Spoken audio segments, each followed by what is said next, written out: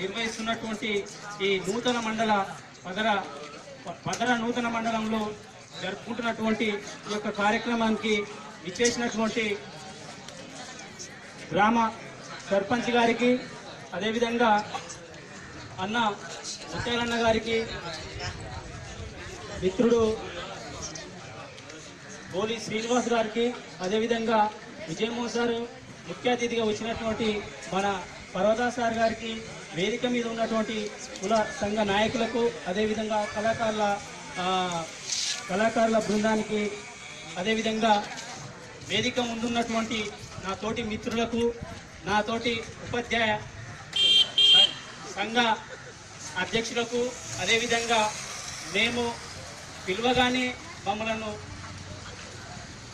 ఎలాంటి రిస్క్ తీసుకోకుండా మాకు ఈ యొక్క హై స్కూల్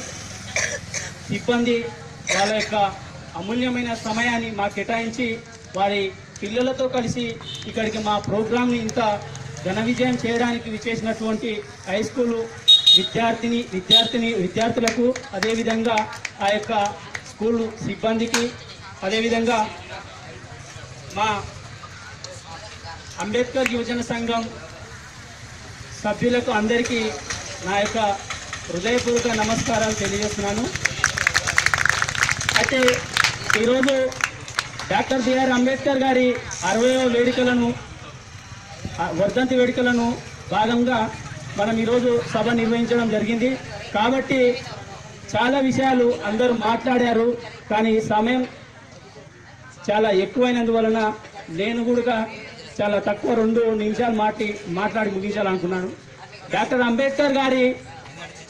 ఆలోచన విధానాన్ని ముందుకు తీసుకుపోవాలంటే బహుశా నా ఉద్దేశం ఏంటంటే, ఒక మనిషికి ఆకలి అయితే అన్నం తినాలనిపిస్తుంది. ఆకలి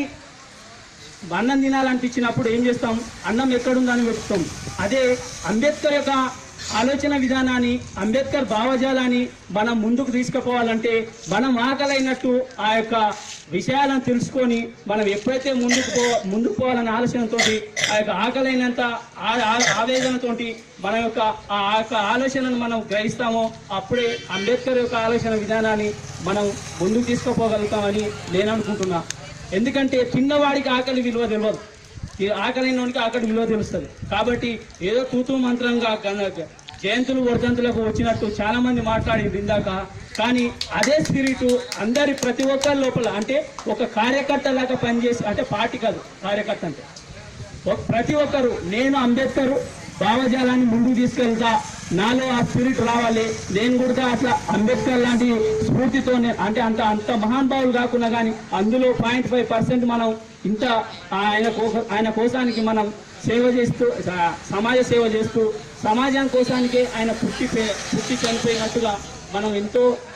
ఇక్కడ సభలో చెప్పుకుంటున్నాం. కానీ అందులో ఆచరించడంలో మాత్రం ఏదో 0.5గా మనం చేయలేకపోతున్నాం. కాబట్టి ప్రతి ఒక్కరు అంబేద్కర్ యొక్క భావజాలాన్ని ముందుకు తీసుకుపోవాలంటే అలాంటి ఆ యొక్క ఆవేదనతోటి, ఆ యొక్క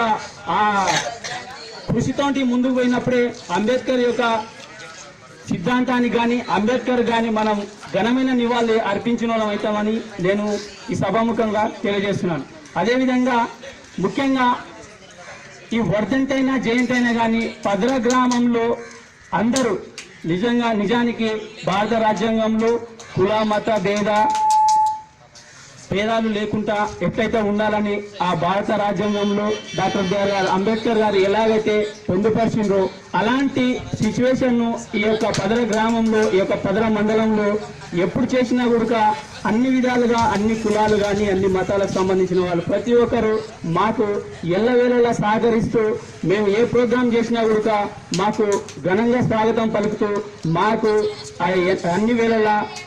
చేదోడు వాదోడుగా మేము పిలిచినప్పుడల్లా వచ్చి అన్ని విధాల ఎలాంటి తారతమ్యాలు లేకుండా మాకు మా యొక్క ప్రోగ్రామ్ సక్సెస్ చేస్తూ ప్రతిసారి మాకు ఇచ్చేస్తున్నటువంటి గ్రామ అన్ని కుల నాయకులకు,